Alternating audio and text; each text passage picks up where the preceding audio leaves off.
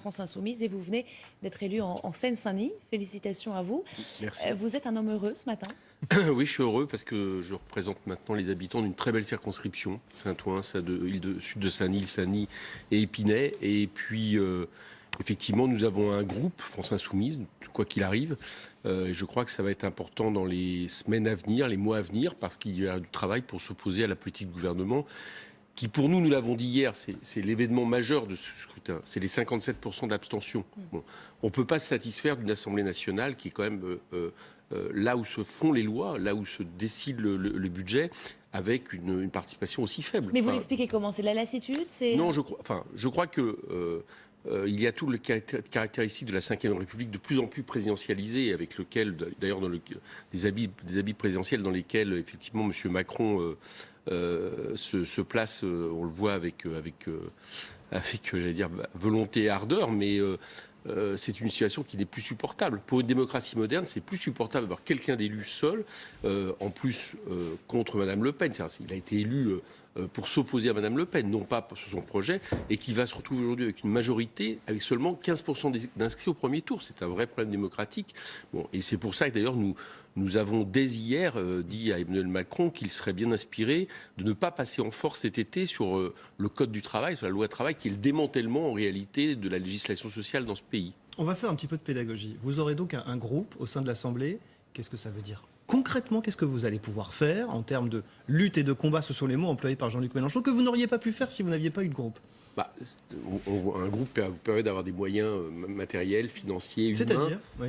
C'est-à-dire, je n'aurai pas tout le détail, parce que je suis élu depuis hier député, donc vous ne me demanderez pas. Enfin bon, c'est en termes d'assistants, en termes de personnel politique, puis en termes de prise de parole dans l'Assemblée surtout. C'est surtout ça qui est important.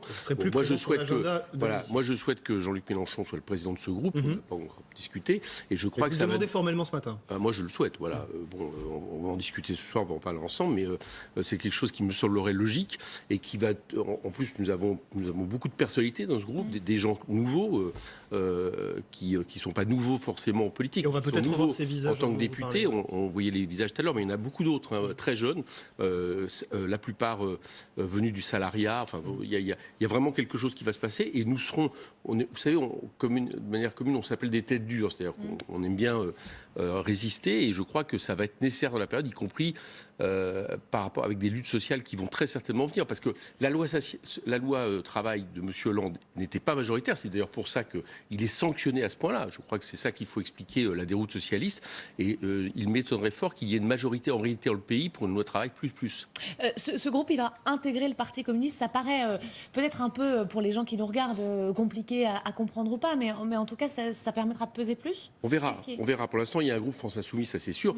Bon, on voit du côté du Parti communiste, il y a des députés que nous avons investis. Je pense à Stéphane Peu, je pense à Marie-Georges Buffet, je pense à différents communistes. Donc on verra quelle sera la décision du Parti communiste. Mais en tout état de cause, nous aurons un groupe homogène. Et puisque vous dépassez les 15, voilà, parce que nous tenons, je rappelle pourquoi nous tenons à ça, c'est que nous avons été élus sur un programme. L'Avenir en commun, Jean-Luc Mélenchon a fait plus 19% des voix sur ce programme, sur une méthode qui est celle de l'implication citoyenne. Pour nous, France Insoumise n'est pas un parti, c'est un mouvement qui se base sur des assemblées citoyennes, sur des réseaux sociaux. Nous souhaitons vraiment, de ce point de vue-là, réellement renouveler la vie politique de ce pays, et non pas de manière, j'allais dire, de manière gadget un peu. Bon. Et à partir de là, on verra bien ce que décideront les communistes, ou ce que décidera aussi, je crois, il y a un socialiste de gauche qui est élu, si je ne me trompe pas.